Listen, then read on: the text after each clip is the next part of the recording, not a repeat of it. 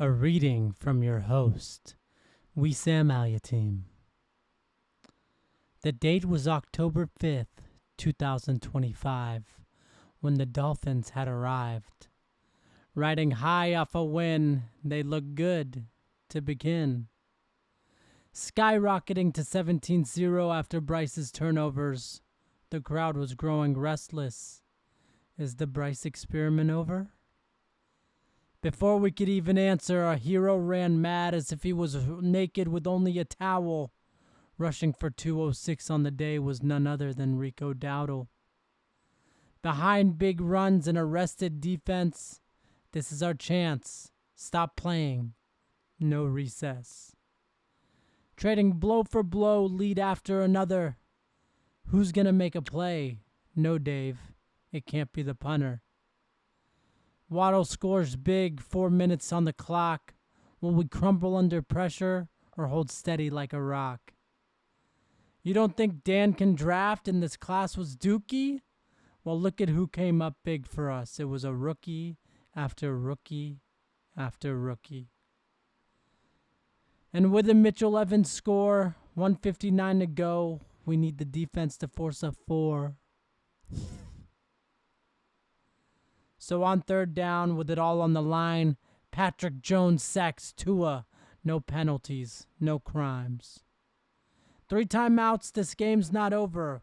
Will we pass on third and short, or is Coach too scared of another turnover? Coach said, bro, I got balls of steel. So we threw it on third. The ball landed on the field. Damn it. Wait, but so did something yellow. Oh, shit. Thank you, Renfro, for making an appearance. You knew how to draw that pass interference. So with first down, with a win in sight, we went victory formation after a really tough fight. 27-23, Panthers. And welcome to Panther Tales. Good game, Dolphins. I got a couple topics that I want to talk about from this game. First and foremost, there was a good amount of Dolphin fans at the game. I was a little surprised by that. Just, they're 1-3 as well, so I didn't think that they were going to have a big showing, but they did. They came out. But, you had your confident fans and your not-so-confident fans, so it was a good mix of biasy and unbiasy to get more opinions on what they thought was going to happen in this game. But to start off, early turnover bug by us, something Bryce Young once again needs to clean up. The fumble, he was just trying to make a play and it slipped out of his hand, so that was really bad. And then the second one was just a pass that went over Liggett and into the defender. So that was with a pretty clean pocket too, looking back at the replay. So just things that need to be cleaned up going down the line of this season. But as I said in my reading, we did win the game. So our season is not dead yet. We are still alive. So that's very good. I love the resiliency from the team, but I don't want us to play from behind every game.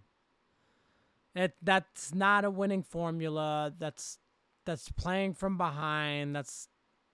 Once again, it's good that we are able to play from behind and get good results against the Cardinals and now against the Dolphins, but that's not a way we can play for the rest of the season and expect to have a good season at the end of the year and hope to make it to the playoffs. That's not going to get you into the playoffs. And I know a lot of people are saying, yeah, we're not making the playoffs anyways, but you never know what could happen. I think we've learned a ton from this season already, and I think, we're starting to believe in ourselves and what we could do. We also have to remember our team is one of the youngest teams in the league, so there are going to be growing pains. We have to be patient with our players. They're going to make mistakes, but as long as we see improvement week after week, which I believe I'm seeing, that's all we could hope for. We're learning how to win and how to prepare after a win. So those are two good things. Like I said, I think when we won our game against Atlanta, we probably celebrated that win a little too much going into New England. And we got punched in the mouth. Now getting another win, I think the way we've prepared this week, and once again, I'm not in the building. This is all just from my heart, from my head. I'm just talking out of my ass. I just believe in the building, they're learning now how to win, like how to prepare after a win, to get another win, to now start streaking. They probably didn't celebrate too much. It's like, great, Monday, Tuesday, let's get to work, Let's get to freaking work. Then Wednesday starts practices. But let's talk about the game. Let's get into it. As I said, the game started off on the wrong foot. Bryce Young with 2 early turnovers, leading to a 10-0 score. We couldn't really get much going. By halftime, it was 17-0. So really tough to come back from. Second half started. Thank God we stuck to the game plan, because if we didn't, we more than likely would have lost. So we decided to keep running the ball, and thanks to Rico Dowdle, that actually proved to be a very good game plan. The Dolphins' rushing defense isn't a good defense, so I don't know why we hadn't tried to exploit that all game, but I'm glad we were able to do that, and we were able to get a lot of yards and come back through that. Carolina football is good running, tough defense. So 2 things that I'm starting to see for us. But we start coming back. You get a XL score. He scores a touchdown. Huge to see that after the season he's been having.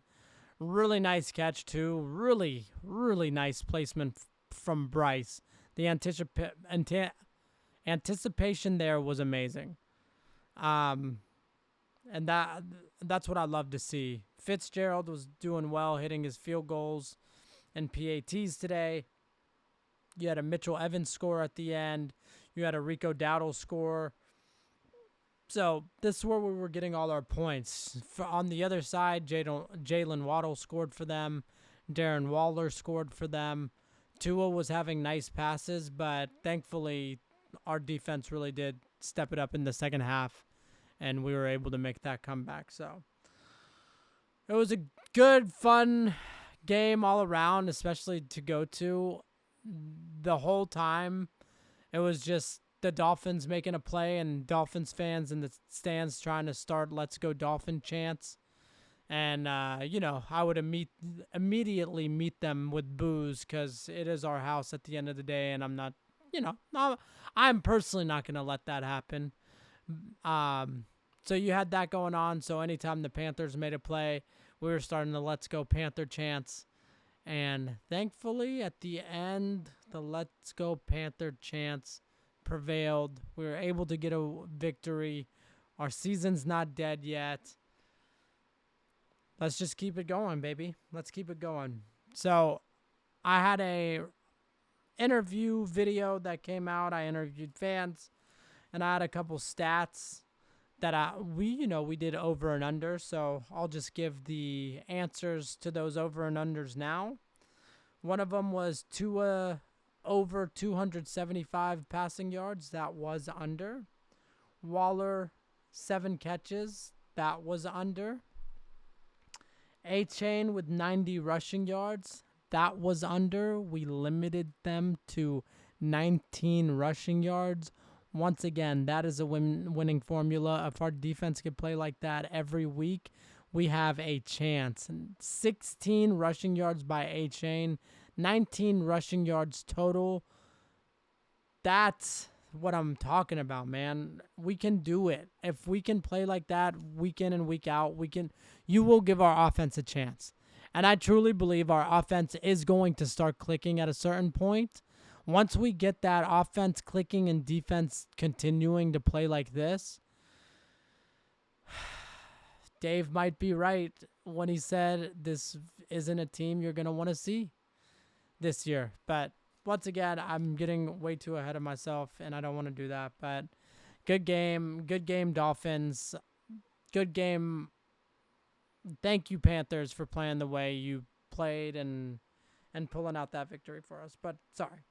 And then one more was one sack for the Dolphins, and that was over. For the Panthers, Bryce Young with 2 touchdowns. That was even. He had 2 touchdown passes. And it was a touchdown pass stat. We had 45 receiving yards. That was under. But once again, he got a nice touchdown. He had 2 catches, 30-something yards. So we'll take it. Rico Dowdle over 80 rushing yards. That one got a lot of like, what the heck are you kind of thinking? And he had, like I said, 206 rushing yards. He had 234 of our yards that game. So if Rico, you are the reason we won last week. You and the defense. And then the last one was 1 forced turnover, and that was under. We didn't have a single turnover. So, but once again, thankfully our defense played well. Now, let's go through the games of the week from this past Sunday. I did not watch a lot of them. Being at the game, coming home after traffic, being able to catch like the Sunday night game, but preparing for work on Monday where I have to wake up at 5 in the morning. This, honestly, this whole like page has been a lot more time consuming than I was expecting, but I'm happy to be doing it. And I feel like I'm doing more with my life in general just from this page alone. So it's just nice to kind of be busy at all times. When I've been, like working and going home for the longest time. So it's nice to be doing kind of a hobby of something that I really like to do. So let's get into it. The Thursday game, 49ers versus the Rams. I had the Rams winning. They did not win. The 49ers won 26-23. The Vikings versus... If I have something to say about these games, I will. If not, I probably just didn't see what happened. But with it being a close game like that, it was probably a field goal to go ahead and win.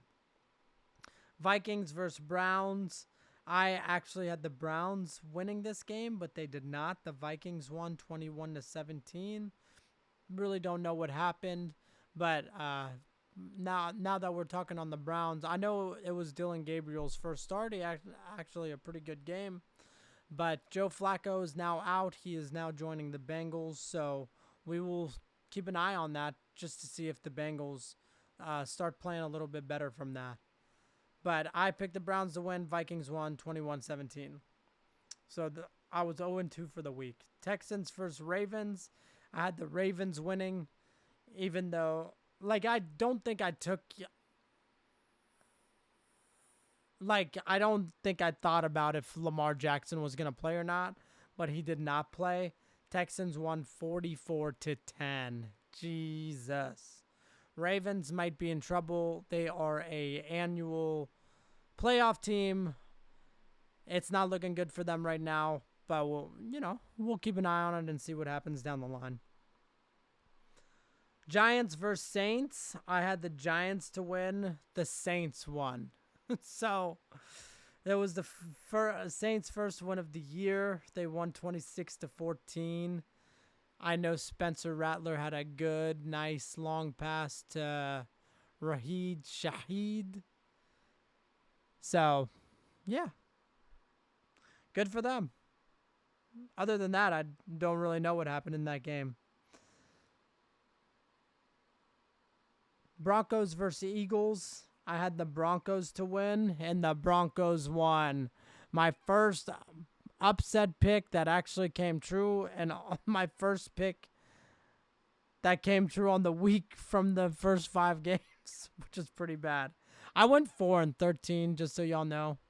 I guess technically 5-14 if we're picking or if we're counting the Panthers games, because I'm always gonna pick the Panthers to win. But yeah, Broncos won 21-17. Don't really know what happened, but I was right. I was right. Ball nowhere. Cowboys versus Jets. I had the Jets to win just because, once again, the Cowboys' rushing defense. But the Cowboys' offense prevails, and they win 37-22. Raiders versus Colts. I had the Colts to win, and the Colts did win. 40-6. Jonathan Taylor, another 3 touchdowns. 6 touchdowns total from the past 2 weeks. That's pretty good. Bucks versus Seahawks. I had the Seahawks winning, probably mainly because, I need the Bucks to lose, but the Bucks won. At the end of the game, they won 38-35. Emeka Egbuka is so good, man. Okay. Titans versus Cardinals. I had the Cardinals to win, but the Titans won. The Cardinals officially are the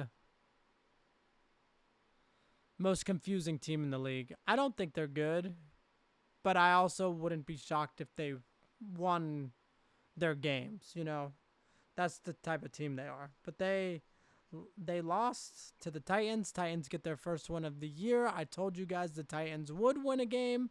I did not think it would be this one, but now seeing how the season is trending, it actually makes a lot of sense that this is the game that they won.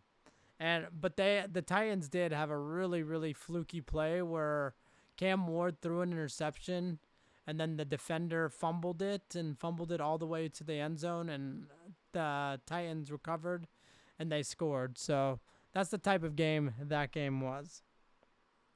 Titans win 22-21. Commanders versus Chargers.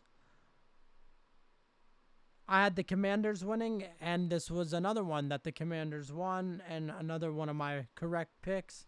I just thought with Jaden Daniel coming back, they're just a different team. They're good. They're good.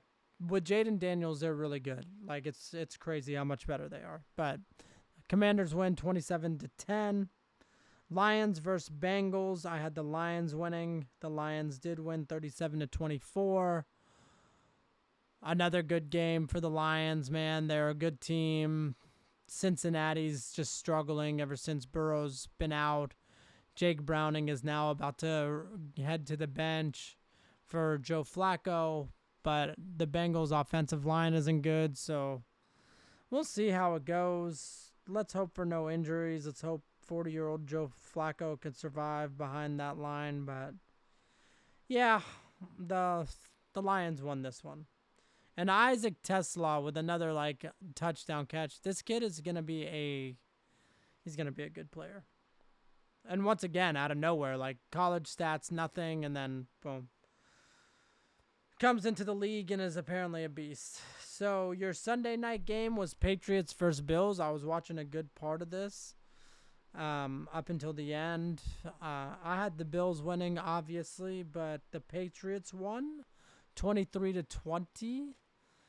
So now we gotta start thinking about this. Like, when it comes to the Panthers, the Patriots are now 3-2.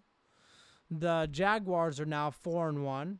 And that's the last game. Chiefs versus Jags. I had the Chiefs winning. The Jags won 31-28. Trevor Lawrence balled out. But we got to talk about this. The Panthers' losses are against the Patriots, the Jags, and the Cardinals. Our wins are against the Falcons and the Dolphins. 2 of the 3 teams that we're losing to have winning records and are looking like one of the better teams in the league. So we got to keep an eye on that. We did lose those games. We did lose those games badly. So me knowing that, I'm not gonna jump and be like, oh no, we're a good team still. Like, even though we lost to them, no, we lost to them, and we lost. We didn't even have a chance in those games from the final score. So, but I do think we are better than our record shows, and especially because our losses are against these teams.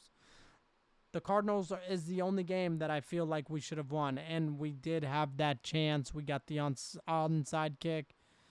Just how, like, that whole last possession was just a shit show, so don't even need to talk about it. But those were the games of the week. Let me know what y'all thought about your team in the comments. I don't know what else I would say there. So now let's talk about this week's games, and then we will talk about this upcoming Panthers versus Dallas game that's coming up.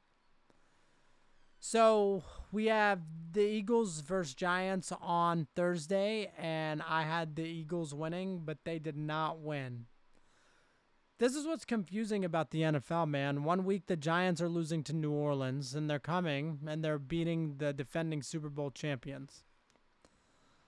But yeah, I had the Eagles winning. I'm already 0-1 for the week. Broncos versus Jets. I know a lot of people are going to call me crazy, but I have the Jets winning here. They haven't looked good at all, but they're at home. Broncos are not playing a 4 o'clock game. They're playing a 1 o'clock game. They're playing East Coast, different than where they're normally at. I just feel they're going to be feeling weird, and the Jets come up with a surprising, unexpected victory. The Seahawks versus Jags. The only reason I have the Seahawks, I'm going to say the Seahawks, okay? But anytime I pick against the Jags win. And I'm doing this for the Jags fans. So as long as this trend keeps going, where I'm picking the team against the Jags and they keep winning, I'm going to keep doing that. Until then, though, like, whenever they do lose that first time, after I predicted the other team to win, I'm going to now officially tell you guys who I think is going to win from the Jaguar matchups. But until then, I'm going to keep picking teams against them. So I have the Seahawks winning. The Seahawks are actually a pretty good football team, so they do have a chance. I don't want to make it seem like they don't. Chargers versus Dolphins. I don't know if I was drinking the Kool-Aid or if it's just because we beat the Dolphins. I have them winning. I don't know if I feel bad. But the Chargers' offensive line is struggling now. They're dealing with a bunch of injuries. On top of that, both of their running backs are out, Najee Harris and Omarion Hampton. So they're going to have a split carry with two randoms. But if there was a team that you're going to start two randoms, it's against the Dolphins, who just gave up, once again, 206 yards to Rico Dowdle. I had the Dolphins to win, but I'm changing that right here, right now. I'm picking the Chargers to win this matchup after talking out loud and reevaluating. Rams versus Ravens. If Lamar Jackson does not play, which I don't think he is, I am going to have the Rams winning this game. Ravens are looking really bad defensive-wise and without Lamar Jackson in general. So we're going to have the Rams winning this game. Cardinals versus Colts. I think this is the safest bet of the week if you say Colts. Cardinals, like I said earlier, a confusing team. You don't know what you're going to get out of them. And the Colts they've been consistent and they've looked good and they're playing good football. So we're going to have the Colts winning. But something to keep an eye on, very, very fun. Marvin Harrison Jr. going back to Indianapolis where his dad played his professional career. We'll see if he could put up some good stats in that building. I think he will, just for that alone. Patriots versus Saints. I am picking the Patriots, man. Like I said, I think the Patriots are a good team. This is going to be their test. Not the Bills. The Bills divisional matchup and anything could happen.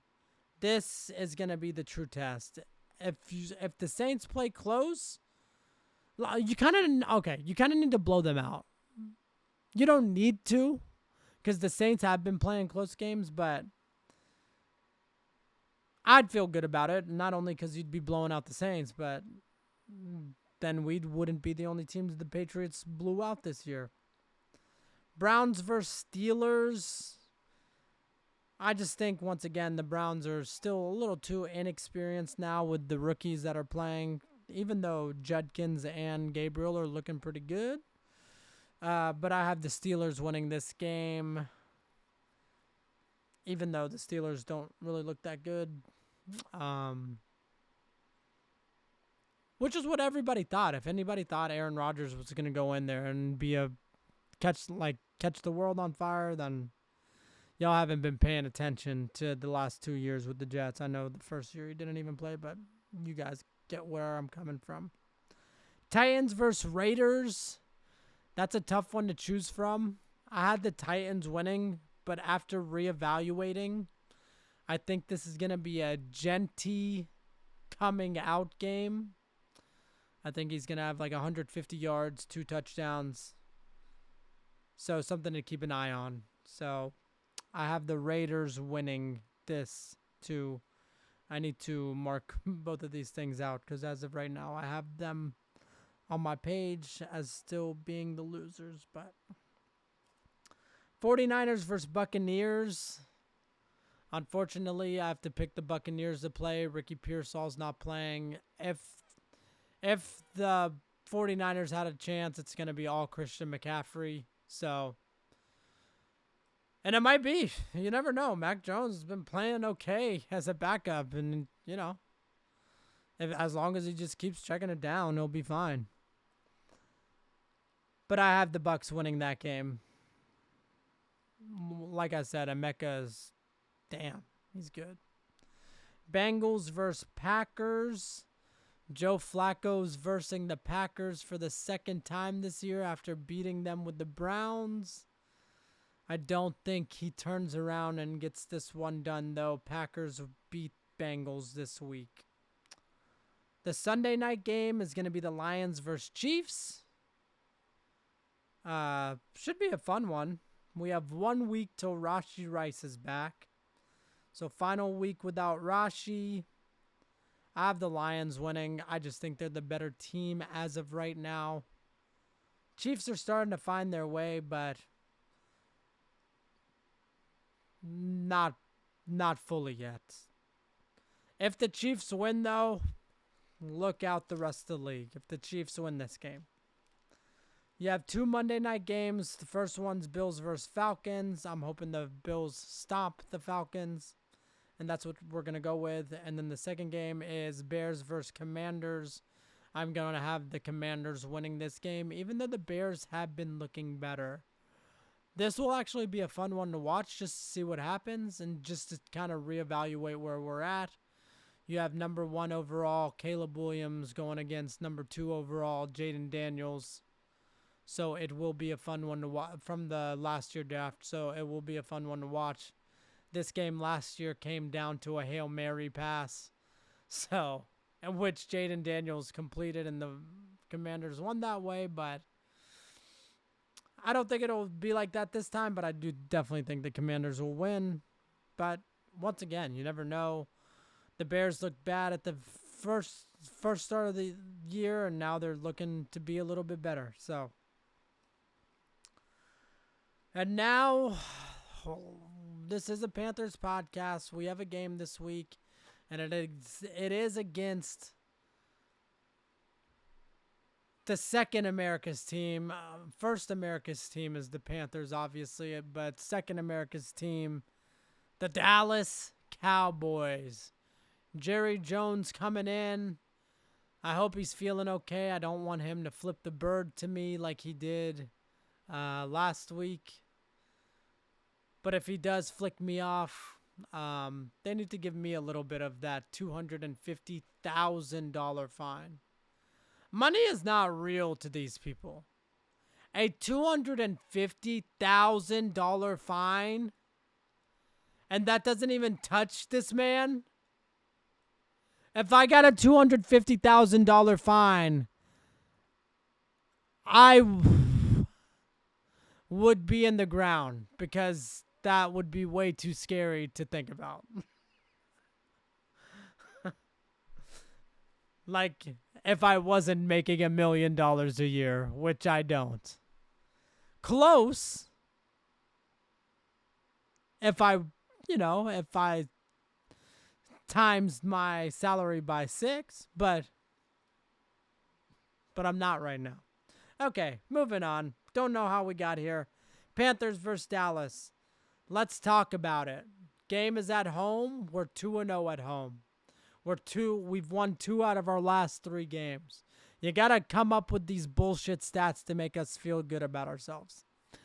I do truly believe we're going to win this game. I don't know why.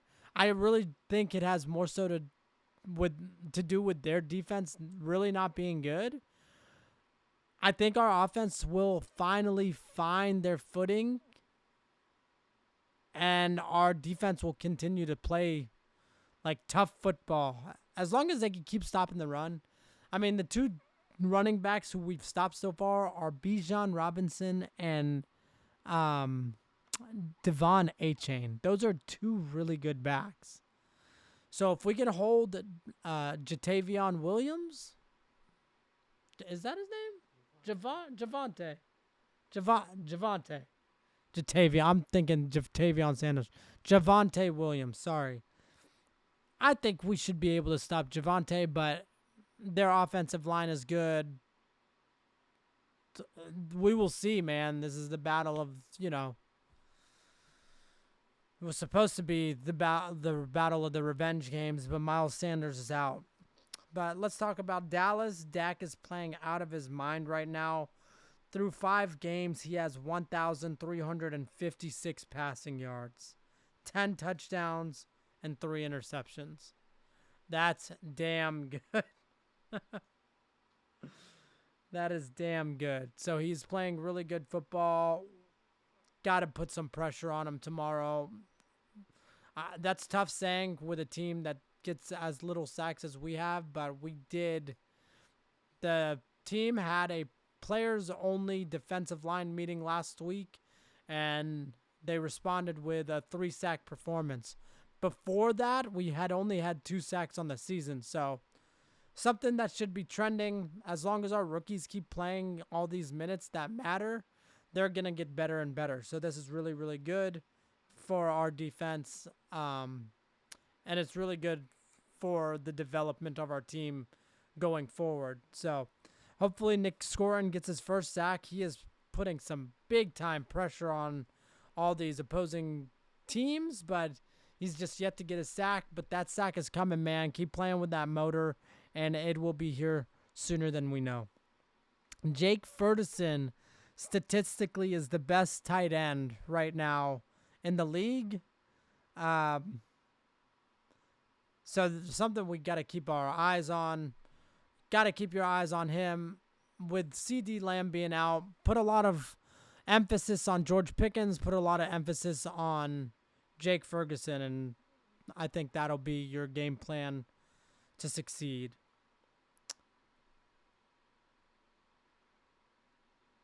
The question is, did we learn from the last time we won? Did we learn this week that you can't just go into the next game and expect to win? Did we learn from that? Did we prepare hard? Did we work hard this week? Did we have good practices? From, all the interviews that I listened to, the coach talk, the press conferences, all of that kind of stuff, you would think, yeah, that we did. So we'll see. I'm really hoping we did.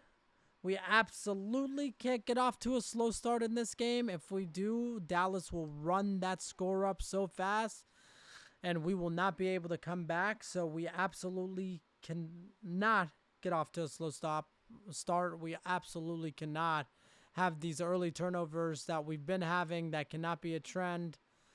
And that gives us a chance, man. It's going to be cloudy. It might be a little rainy, so that's going to be ground and pound football. Panthers, good offensive line versus Dallas's good offensive line. And let's see what happens. But the defense needs to keep dominating, like I said. We need to keep having good stops against the run. And the last question is, are we only good at home? We need to see, I hope we're not just a good team, but got to protect the bank tomorrow. Got to protect the vault. I'll be there. I'll be yelling again. I'm sure it's going to be like 70-30 Dallas over Carolina fans, but F it. I will be loud.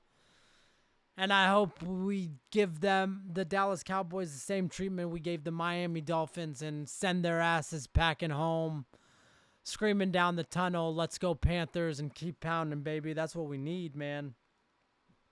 I do want to say I love Trey Boston. He has a show called The Avenue with Kristen Balboni now, and I really love him as a media person for us. Absolutely love it. He's got great energy. I love Trey Boston. Trey Boston, we're going to get you on this show one of these days. I just want to talk about stuff that's trending in my life right now. And then NFL Pro Era is a game on VR. I bought it. I'm pretty addicted to it. I'm the quarterback of the Carolina Panthers right now. So I've been throwing some dimes to XL. They don't have McMillan in this version yet. They need to update it. I've been throwing dimes to XL and Thielen. Been giving good handoffs to Jonathan Brooks. He's doing the damn thing. Battlefield 6 just came out. We're playing the hell out of that. Graphics are good. Looks good. Yeah. Other than that, fuck David Newton, man. Fuck David Newton. Fuck David Newton. We need, it's time. It's time to fire him. It's time for ESPN to hire somebody else who could write about the Panthers, who's not trying to stir shit up. I am available, by the way. If y'all want to hire me, if y'all want to, I know y'all are signing the petition to get David Newton out. If y'all want to get me in there, I'll get in there, boy. And I'll write some decent-ass articles for us. And I'll talk good stuff about us. If we're playing like shit, I'm going to call it out. But I'm not going to start shit with our players like he is Rico Dowdle and Chuba right now. He was asking Rico, how's it going to feel to go back to a bench role when Chuba's back after a 206-yard performance? Don't say stupid shit like that, man. You're supposed to be we hire, or ESPN hires you, but you should be kind of on our side. Doesn't ever seem like that. Fuck David Newton. We need to get him out. My brother just showed me something. Jalen Coker is out for tomorrow. That's fine. Jimmy Horn, more reps. That's what we need to see. Jalen Coker will definitely play next week, though, and we will need him for that game. I don't know who we're playing yet, but I'll figure that out soon.